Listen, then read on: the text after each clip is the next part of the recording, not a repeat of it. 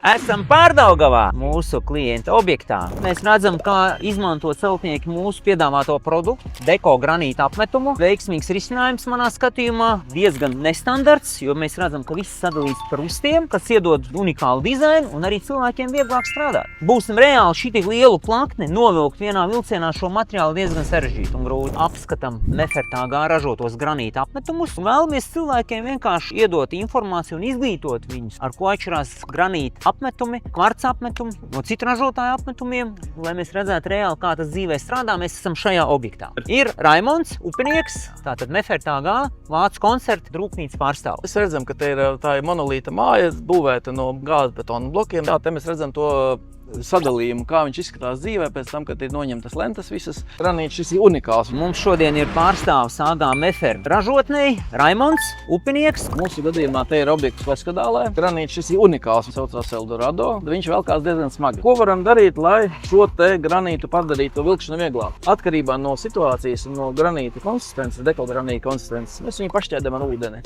Mēs to rakstām uz etiķetes, ka var šķēdīt līdz 1% ar ūdeni, bet faktiski var šķēdīt cik vajag. Faktiski mēs šo spaini šī gadījumā mēs lejām 300 ml ūdens, un tad viņš ir daudz maz velkās normāli. Ja gribam, lai vieglāk velkās, tad jāņem ir apaļie graudi, mūsu gadījumā tas būtu deko kvarts. Pirmām kārtām mēs viņam sadalījuši dažādos laukumos. Plakni mēs velkām no malas līdz malai. Sadalīšana tādos kā rustos dod to dekoratīvo momentu šī stāstā iekšā. Bet tai pašā laikā tas ir tehnoloģisks tāds risinājums, lai mēs to apmetumu vienmērīgi varam uzvilkt uz sienas. Kādas ir priekšrocības kvarca graudiem, granīta graudiem, ar ko viņi īsti atšķirās? Ja mēs skatāmies uz kvarcu, viņš ir daudz cietāks par granītu. Kvarts ir tikai balts. Ja mēs viņu gribam uztaisīt kaut kādu skaistumu no viņa dabūt, daudziem baltais nemaz nepatīk. Tad mēs viņu esam iekrāsojuši ar ļoti noturīgām krāsām, kuras ar laiku neizbalēt. Kvarts, ņemot vērā, ka viņš ir mūsu gadījumā kvarts ir apaļiem graudiem, viņu daudz vieglāk vilkt nekā šo te granītu. Granīts tomēr izskatās dabīgāks. Kvarcam ļoti laba īpašība. Piemēram, lietojot viņu iekšdarbos, viņš ir nenormāli ciets. Šo mēs varam skrāpēt, mēs viņam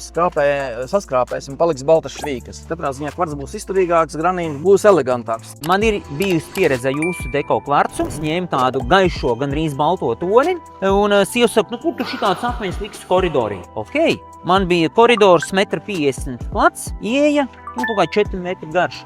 10 gadus mēs ar tām sienām esam nodzīvojuši, ļoti viegli kopjās. Patiešām, kā Raimonds saka, tev neķerās drēbes, tev nekas neraujās, jo viņam ir tie pusapaļie graudi. Viņš ir ļoti praktisks, estētisks, ļoti labvēlīgs, teiksim, tādos koridoru apstākļos, ja, tur, kur vajag tīrīšanu, nodilumu. Cilvēki parasti uzdod klasiski jautājumu, vai šis materiāls elpo? Tā, ka caurlaidība atbilst apmēram akrila apmetumam. Nav tik laba kā silikona apmetumam, bet ja mēs paskatāmies šo pašu struktūru, tad mēs redzam, ka šeit tā virsma nav vienādi blīva. Starp tiem akmeņiem ir ļoti daudz šķirbu. Un līdz ar to tas pati saistviela ļoti laiž jau pati pa sejam acīm redzami cauri. Tātad tā, ka caurlaidība šeit viss ir kārtībā un nekādu sūdzību. Pieredze rāda, ka nav. Ierakstiet komentāros, kāda ir jūsu pieredze granīta apmetumiem? Cik svarīgi ir nogruntēt zem granīta vai deko kvarca materiāla fonu, lai viņš ir tajā pašā tonī, ko reāli mums dod tā grunts? Svarīgi tas ir, lai vienkārši pirmo un galvenokārt ir tā lieta, kad ja mēs atstāsim to grunti apakšā baltu, starp šitiem caurumiņiem spiedīsies pamata cauri. Kaut kur viņš